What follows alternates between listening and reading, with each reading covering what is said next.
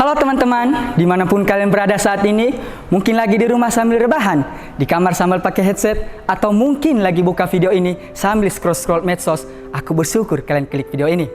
Melalui kesempatan ini, saya rindu bisa berbagi sedikit firman Tuhan yang kiranya dapat menguatkan dan memberkati kita semua dimanapun kalian berada. Namun sebelum saya menyampaikan renungan firman Tuhan, alangkah baiknya kita bersatu di dalam doa. Mari kita berdoa.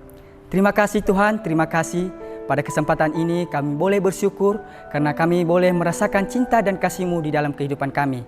Melalui kesempatan ini Tuhan, kami memohon pertolongan dan penyertaan Tuhan, biarlah Roh Kudus-Mu mengalir dalam kehidupan kami, agar apa firman Tuhan yang kami sampaikan dan yang kami dengarkan dapat tertanam ia di dalam kehidupan kami dan menjadi bibit di dalam kehidupan kami. Terima kasih Tuhan, inilah kerinduan kami serahkan ke dalam tangan-Mu. Di dalam nama Tuhan Yesus Kristus, Juru Selamat kami sudah berdoa. Amin. Teman-teman, ada pepatah yang mengatakan bahwa tak kenal maka tak sayang. Oleh karena itu, saya akan memperkenalkan diri. Perkenalkan, nama saya Depianus Lahagu. Saya sekarang semester 3 dan saya sekolah di STT Soteria Purwokerto. Teman-teman, kita hidup di tengah dunia yang sering mengajarkan kasih yang bersyarat. Kasih yang diberikan jika ada imbalan, kasih yang muncul karena ada kepentingan, atau kasih yang hanya bertahan selama semuanya berjalan lancar. Apakah bukan begitu, bukan? Bayangkan kalau semua tindakan kasih di dunia ini harus pakai nota. Setiap kali kamu menolong teman, kamu kasih struk dan bilang, "Jangan lupa bayar ya." Atau saat orang tua sayang sama kita, mereka kasih tagihan bulanan. Misalkan biaya pelukan, biaya nasihat, atau biaya doa tengah malam. Lucu kan? Tapi sebenarnya tanpa sadar banyak kasih di dunia ini memang seperti itu. Ada pemberinya. Kita sering berbuat baik dengan harapan dibalas. Kita mencintai karena ingin juga dicintai kembali. Jadi teman-teman, saya ingin mengajak teman-teman untuk mencoba mengingat kembali momen di mana atau kapan teman-teman benar-benar mengasihi orang lain dengan ikhlas dan tulus. Jika sudah ingat, yuk mari kita sama-sama mendengarkan kebenarannya. Ada sebuah ilustrasi. Suatu kali di sekolah ada dua teman sekelas, Eta dan Laras.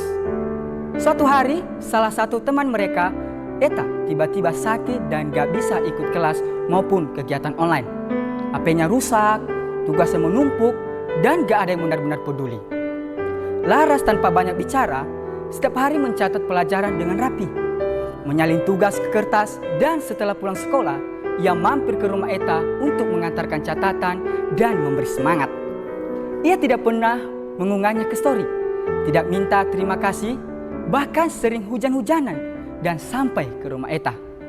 Sementara itu, seorang teman yang bernama Nia datang sekali waktu, tapi sambil vlog dan bikin story. "Lihat guys, aku jenguk teman yang sakit."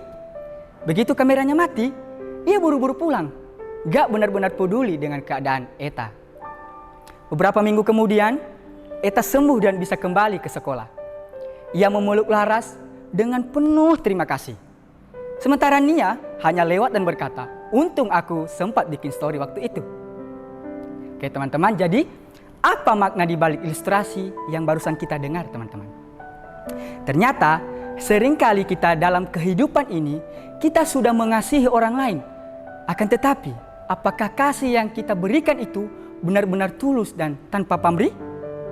Seperti halnya Laras yang memberikan kasihnya kepada Eta dengan bertindak tulus dan ikhlas. Sementara Nia hanya menunjukkan kasih yang menguntungkan dirinya sendiri. Jadi, hari ini kita akan merenungkan satu bentuk kasih yang sesungguhnya, yang dimana kasih tersebut tidak pakai nota, tidak mencari keuntungan, dan tidak menuntut balasan. Inilah yang disebut kasih tanpa pamrih. Dan kasih seperti ini ditunjukkan Allah sendiri melalui Yohanes 3 ayat 16. Mari kita membuka Alkitab kita dalam Injil Yohanes 3 ayat 16. Saya akan membacakannya kepada teman-teman semuanya. Beginilah firman Tuhan. "Karena begitu besar kasih Allah akan dunia ini, sehingga ia telah mengaruniakan anaknya yang tunggal, supaya setiap orang yang percaya kepadanya tidak binasa, melainkan beroleh hidup yang kekal." Amin. Teman-teman, Yohanes 3 ayat 16 adalah ayat yang sangat familiar. Tapi seringkali kita hanya hafal di kepala, bukan di hati. Di sini kita melihat kasih Allah yang tanpa pamrih dan kasih yang bertindak. Dalam kehidupan ini, memelihara kasih itu sulit. Karena kita hidup di dunia yang penuh persaingan dan kekerasan, baik melalui perkataan maupun tindakan. Sehingga hal-hal demikian menimbulkan kesulitan dan menumbuhkan kepedulian dalam mengasihi sesama. Terkadang juga tanpa kita sadari, kadangkala Tuhan membawa orang-orang yang sulit dikasihi ke dalam hidup kita. Tetapi bukanlah suatu hal yang menjadikan kehidupan kita rumit, melainkan hal tersebut merupakan salah satu cara bagi Allah untuk menumbuhkan benih kasih-Nya di dalam hati kita. Mungkin mengasihi orang-orang yang menjadikan hidup kita sulit memang berat bagi kita. Tetapi dengan cara tersebut dapat membantu kita bertumbuh di dalam kasih. Oleh karena itu, kasih yang sesungguhnya ialah kasih yang bertindak, bukan sekedar perasaan saja. Seperti dalam Yohanes 3 ayat 16, merupakan gambaran kasih yang bertindak, di mana Allah Bapa mengaruniakan anaknya karena kasih-Nya yang begitu besar yang Ia berikan kepada dunia. Sehingga tidak ada kasih yang lebih besar daripada kasih seorang yang memberikan nyawanya untuk orang lain. Dengan demikian, bahwa Yesus tidak hanya sekedar merasa kasihan kepada kita, tetapi Yesus mengambil tindakan yang diperlukan untuk menyelamatkan kita. Jadi, Allah adalah Bapa yang pengasih, memelihara ciptaannya dengan kasih-Nya begitu besar. Sehingga kewajiban kita sebagai orang percaya ialah menerapkan kasih itu dalam kehidupan kita dan mengekspresikannya kepada sesama sebagai tanda bahwa kita adalah orang-orang yang dipilih Tuhan untuk mencerminkan karakter dan ajarannya yang begitu berharga. Allah tidak menunggu kita sempurna, baru Ia mengasihi. Ia justru mengasihi saat kita berdosa. Allah tidak memberi kasih dengan syarat. Kasih-Nya diberikan secara cuma-cuma. Dan yang luar biasa, kasih itu bukan hanya kata-kata, tapi tindakan nyata. Ia memberikan anaknya yang tunggal, Yesus Kristus, untuk menyelamatkan kita. Kasih seperti ini sangat kontras dengan dunia sekarang. Dunia mengajarkan kasih yang transaksional.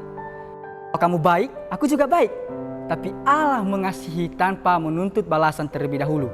Itulah kasih tanpa pamrih yang sejati. Sebagai anak-anak Tuhan, kita dipanggil untuk mencerminkan kasih itu dalam kehidupan sehari-hari. Tidak mudah memang, apalagi di zaman sekarang yang penuh kompetisi, ego, dan kesibukan digital. Tapi justru melalui orang-orang yang sulit dikasihi, Allah sedang membentuk hati kita untuk bertumbuh dalam kasih-Nya. Kasih tanpa pamrih berarti mengasihi bukan karena mereka layak, tapi karena Allah sudah lebih dulu mengasihi kita. Berbuat baik bukan untuk dilihat atau dipuji, tapi sebagai respons atau kasih Tuhan. Menjadi terang di dunia yang haus akan kasih yang tulus. Bayangkan jika setiap kita mau mempraktikkan kasih seperti ini. Kita tidak hanya sekedar menunjukkan kasih, namun kita sedang menumbuhkan benih kasih dalam kehidupan sesama agar mereka juga dapat melakukan hal yang sama seperti yang kita lakukan. Teman-teman, kasih tanpa pamrih bukan hanya teori, itu adalah gaya hidup orang percaya. Mari kita jadikan kasih itu sebagai lifestyle atau gaya kehidupan kita, supaya kasih itu terlihat, terwakilkan, dan tercerminkan dalam kehidupan. Agar orang lain dapat merasakan, dapat melihat kasih itu nyata melalui pribadi kita. Mari kita buka hati dan izinkan kasih Allah mengalir dalam kehidupan kita. Demikianlah firman Tuhan yang dapat kita sampaikan pada kesempatan ini. Semoga firman Tuhan ini dapat memberkati kita semua. Mari kita bersatu dalam doa. Tuhan, terima kasih pada kesempatan ini kami boleh menyampaikan dan mendengarkan kebenaran firman-Mu. Memang Tuhan benar bahwa mengasihi adalah hal yang tidak mudah bagi kami untuk melakukannya. Tetapi dengan bersama dengan Engkau, dengan meneladani kasih-Mu yang begitu luar biasa dalam kehidupan kami boleh melakukannya dalam kehidupan kami. Ajarkan kami Tuhan untuk terus mengasihi sesama kami tanpa pamrih, tapi kami boleh mengasihi sesama kami dengan ikhlas dan tulus. Terima kasih Tuhan, terima kasih. Inilah doa permohonan kami serahkan ke dalam tangan Tuhan, di dalam nama Tuhan Yesus Kristus, Juru Selamat kami sudah berdoa. Amin. Sampai jumpa lagi teman-teman, dan Tuhan Yesus memberkati. Amin.